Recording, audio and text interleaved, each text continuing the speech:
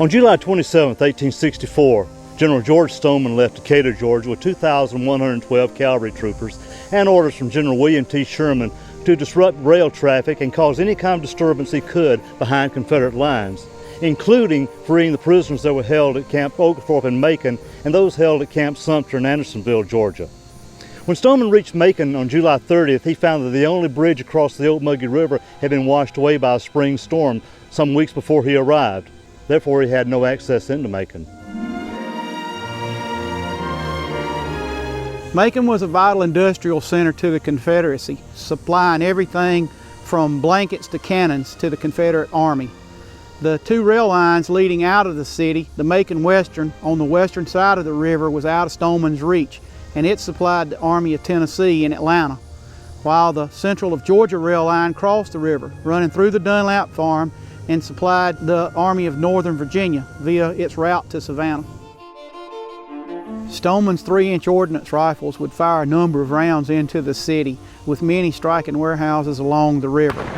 One would actually strike the 3-story Bibb Boys Academy, which had been turned into a hospital during the war, and a third would actually hit the sidewalk in front of the home of Judge Asa Holt, ricocheting up, tearing through the column, and through the front wall of the house, through the parlor wall, and landing in the foyer.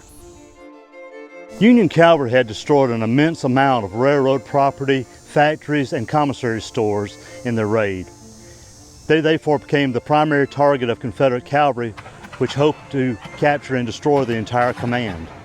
Knowing that a portion of his men had already been skirmishing with Confederate cavalry, Stoneman was determined not to be captured. Losing his force and the pride that he had in his accomplishments, he would pull out of Macon and head back through Clinton, taking the same route back to Decatur that he had come south on. Major General Howell Cobb, who commanded Confederate forces around Macon, organized a contingent of 52 cavalry troops under command of Major Wallace to pursue and harass Stoneman in his retreat. Soon joined by Confederate cavalry, Stoneman was pursued and eventually captured the following day in northern Jones County at a small place of worship known as Sunshine Church, where Stoneman put up a small battle before surrendering. Stoneman was the highest-ranking Union officer captured during the entire war.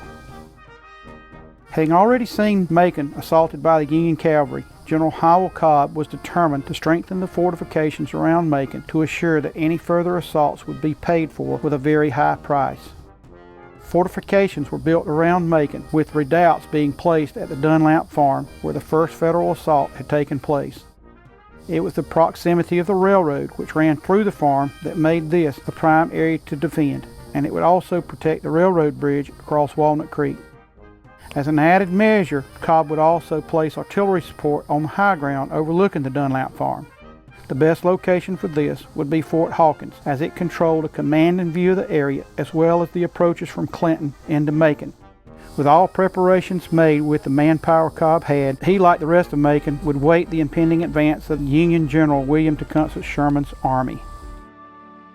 Sherman ordered his cavalry commander, General Judson Kilpatrick, to make a demonstration against Macon on November 20, 1864. By doing so, the Confederate Army was held in place while Sherman's army passed on their march to the sea. Sherman knew that laying siege to such a large city as Macon would take much time, and he couldn't feed his army unless they were moving through the country where they could find food daily.